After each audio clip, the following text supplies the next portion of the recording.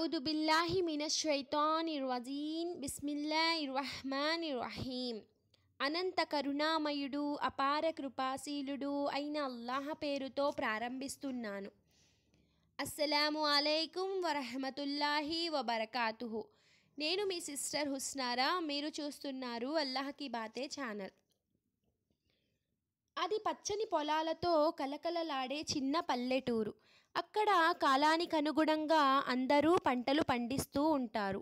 ఈ నేపథ్యంలో చాలామంది వరి పొలాలను సేద్యం చేశారు. అతి తక్కువ రోజుల్లోనే ఆ ఊర్లోని వరి పొలాలన్నీ పసుపు వర్ణంతో మెరవసాగాయి.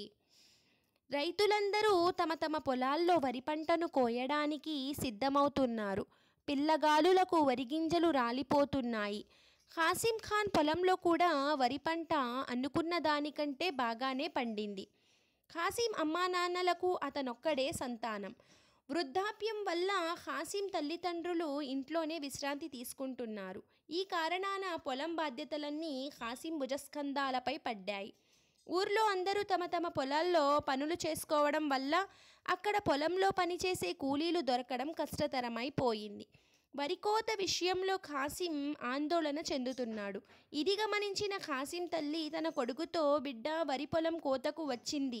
దాన్ని సమయానికి కోసి పెట్టలేదంటే కూటికాడి గింజలు మట్టి పాలవుతాయి అని అన్నారు.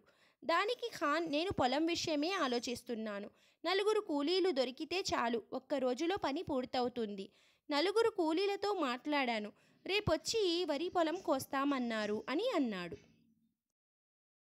ఈ మాట విని అతని తల్లిదండ్రులు, బాబు, రేపు నువ్వు ఆ పని చెయ్యలేవు అని అన్నారు.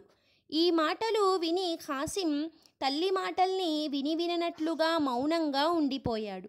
మరుసటి రోజు ఖాసిం కూలీల కోసం వెతకనారంభించాడు. అయినా అతనికి నిరాశే ఎదురయింది. సాయం సమయాన ఖాసిం ఇంటికి చేరుకున్నాడు. ఖాసిం ఖాన్ తల్లి, కుమారా, వరి పొలం కోశారా అని వాకాబు చేసింది. దానికి ఖాసిం ఖాన్, కూలీలు వేరే పని ఒప్పుకుంటున్నారట, రేపొచ్చి వరి కోత కోస్తామని మాటిచ్చారు, రేపు ఎలాగైనా వరి పొలం కోత అయిపోతుంది అని సమాధానం ఇచ్చాడు. ఇది విన్న ఖాసిం వాళ్ళమ్మా నాన్నలు, చిన్నా గుర్తుంచుకో, రేపు కూడా నువ్వు వరి కోత కొయ్యలేవు అని ఖాసింను నిరాశపరిచారు. అయినప్పటికీ వారి మాటల్ని విని ఖాసిం ఖాన్ మౌనంగానే ఉండిపోయాడు. తెల్లవారింది. ఎప్పటిలానే ఇంటి పని ముగించుకొని వరికోత కోసేందుకు కూలీల కోసం బయలుదేరాడు. మాట ఇచ్చిన కూలీలు మోసం చేశారు. ఆ రోజు మొత్తం కూలీల కోసం తిరిగాడు. ఎంత తిరిగినా ఎవరూ దొరకలేదు. చేసేది లేక ఇంటి మొహం పట్టాడు. ఎప్పటిలానే ఇంటికొచ్చిన కొడుకుని ఆతృతతో వాళ్ళమ్మ, ఏరా నాయనా, ఈరోజైనా పొలం కోశారా అని అడిగింది. కూలీల కోసం కాళ్ళరిగేలా తిరిగాను, ఇక వాళ్ళ కోసం నేను తిరగలేను. ఇన్షా అల్లా రేపు నేనొక్కడే వరికోత ప్రారంభిస్తాను అని బదులిచ్చాడు ఖాసిం. రేపు నువ్వెలాగైనా తప్పకుండా వరికోత కోస్తావు, మాకా నమ్మకముంది అన్నారు ఖాసిం తల్లిదండ్రులు.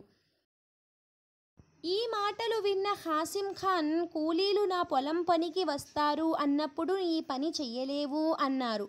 ఇప్పుడేమో నేనొక్కడే వరి కోస్తానంటే రేపు ఈ పని జరుగుతుంది అంటున్నారేమిటి, భలే విచిత్రంగా ఉన్నాయే మీ మాటలు అని ఆశ్చర్యం వ్యక్తం చేశాడు. అందుకు ఖాసిం తల్లిదండ్రులు ఇలా అన్నారు, చిన్నా, నిన్నటి వరకు నీవు నీ పని కోసం ఇతరులపై ఆధారపడ్డావు. కానీ నేడు ధైర్యం చేసి ఆత్మవిశ్వాసాన్ని పెంచుకున్నావు. ఇన్షా అల్లా అనే వచనాన్ని పఠించి దైవంపై భరోసా వేశావు. అల్లాహ్ సహాయం పట్ల ఎవరైతే నమ్మకం ఉంచుతారో వారు తప్పకుండా సఫలీకృతులవుతారు అని హితువులు పలికారు. ఖాసిం తన తల్లిదండ్రులు అన్నట్టుగానే మరుసటి రోజు తెల్లవారగానే తమ వరి పొలాన్ని కోశాడు. 2-3 రోజుల్లోనే కుప్పనూర్చి ధాన్యాన్ని ఇంటికి చేర్చుకున్నాడు. ప్రతి ఏట కంటే కూడా ఈ సంవత్సరం రెట్టింపు పంట పండింది. తల్లిదండ్రులతో ఖాసిం ఖాన్ ఆనందంగా గడిపాడు.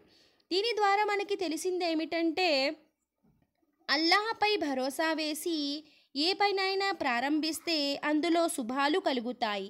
ఇతరుల మీద ఆధారపడకుండా మన పనిని మనం చేసుకోవాలి. మరియు ఏ పనికి ముందు అయినా ఇన్షా అల్లా అనే వచనాన్ని పఠించి అల్లాహపై భారం వేస్తే దానిలో తప్పకుండా సఫలీకృతులు అవుతాము.